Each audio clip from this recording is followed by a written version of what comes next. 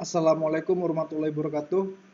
Saya Ahmad Afif akan mendemonstrasikan atau menjelaskan sebuah makalah seminar tugas akhir dari Dinar Atikasari, jurusan Teknik Elektro, Fakultas Teknik Universitas Diponegoro yang berjudul Peramalan Kebutuhan Beban Jangka Pendek Menggunakan Jaringan Saraf Tiruan Backpropagation, di mana kebutuhan akan kerjaan tenaga listrik saat ini sangat tinggi mengingat banyaknya peralatan rumah tangga maupun industri yang menggunakan tenaga listrik sebagai sumber tenaganya, sehingga diperlukan adanya sistem tenaga listrik yang handal namun tetap ekonomis. Hal tersebut dapat dicapai dengan melakukan perencanaan operasi yang baik dan tepat. Salah satu langkah perencanaan operasi sistem tenaga listrik yang penting yaitu peramalan kebutuhan beban listrik. Salah satu metode peramalan beban listrik adalah menggunakan JST atau jaringan saraf tiruan, di mana metode ini digunakan dengan algoritma backpropagation. Untuk tujuan dari tugas akhir ini yaitu yang pertama melakukan peramalan beban listrik jangka pendek menggunakan JST, yang kedua membuat program MATLAB untuk melakukan peramalan beban listrik jangka pendek menggunakan JST dengan menggunakan contoh data beban listrik wilayah Jateng dan DIY.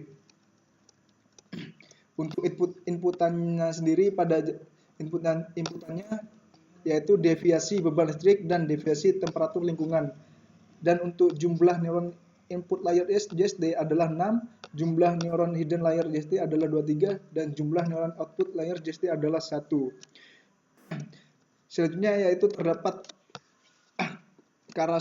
dua karakteristik beban listrik Jawa Tengah, yang pada gambar 1 ini pada hari biasa dan gambar 2 ini pada hari libur.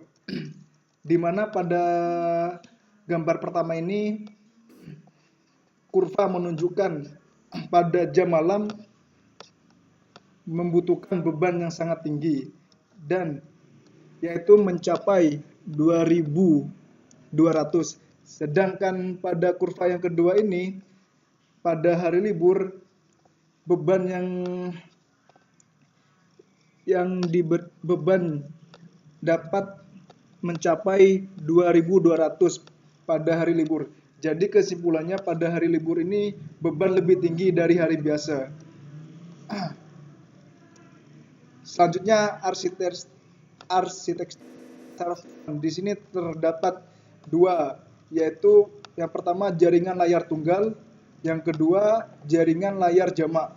Untuk jaringan layar tunggal terdapat 3 inputan yaitu X1, X2, dan Xn. Sedangkan outputnya sendiri yaitu Y1, Y2, dan Ym. Sedangkan jaringan layar jamak yaitu X1, X2, Xn sebagai input. Bedanya di sini terdapat layar tersembunyi atau hidden layer yang biasa disebut dengan neuron tersembunyi atau hidden neuron. Selanjutnya arsitektur backpropagation, di mana backpropagation memiliki beberapa unit yang ada dalam salah satu atau lebih layar tersembunyi. Gambar 7 ini adalah arsitektur propagation dengan N buah masukan ditambah sebuah bias. Sebuah layar tersembunyi yang terdiri dari P ditambah sebuah bias, serta M buah unit keluaran. Satu ini sebagai inputnya Z1, ZC, ZP sebagai inputan, dan keluarannya yaitu Y1, YK, YM. Selanjutnya yaitu perancangan dan implementasi sistem. Yang pertama menentukan rank pembelajaran, yang kedua menentukan batasan pemilihan hari-hari semiliar, yang ketiga memilih hari-hari semiliar untuk hari pembelajaran pertama kali, yang keempat pembelajaran menggunakan backpropagation atau BP, yang kelima pembelajaran menggunakan BP terhadap semua hari dalam rank pembelajaran yang telah ditentukan. Yang keenam memilih M buah hari-hari yang semiliar dengan hari pertama untuk peramalan beban listrik untuk mendapatkan rata-rata hari semiliar. Yang ketujuh, memasukkan data baru atau data uji pada jaringan hasil pelatihan yang untuk mendapatkan koreksi beban listrik. Dan yang terakhir itu peramalan kurva beban listrik. Selanjutnya, terdapat flowchart pelatihan jaringan dengan algoritma Black-Bogason. Yang pertama, kita melakukan mulai. Setelah itu, input data pelatihan. Yang kedua, input arsitektur jaringan. Yang ketiga, membangun jaringan.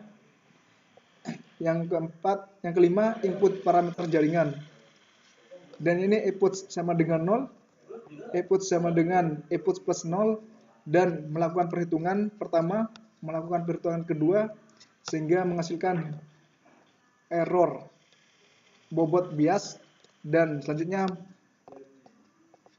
mendapatkan hasil bobot dan bias baru. Setelah itu salah satu parameter terpenuhi.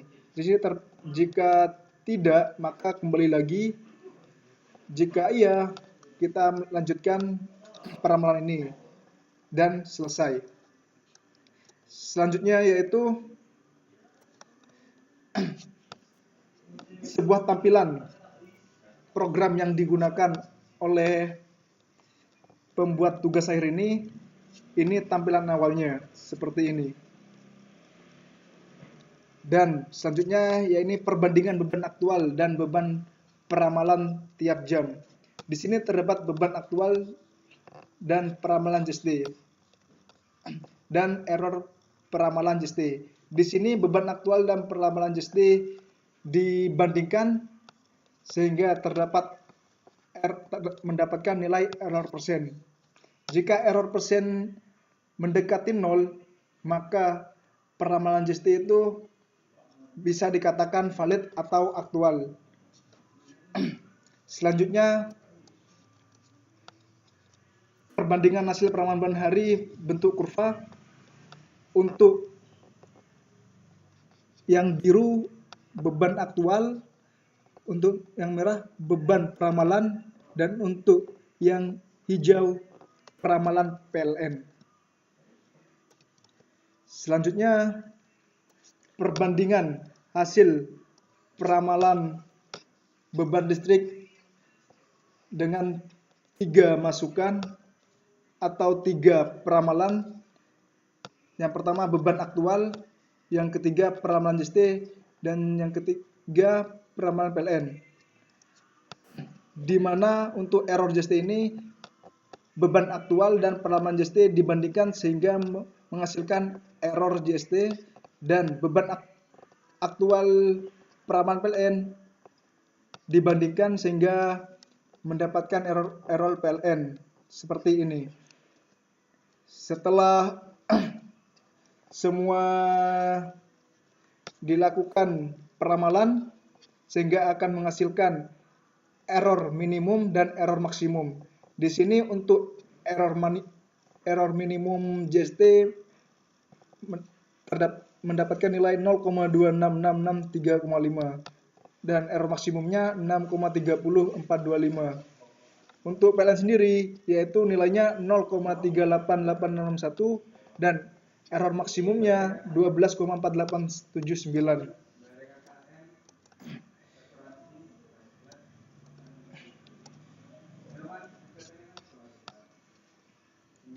Jadi dapat kita simpulkan bahwa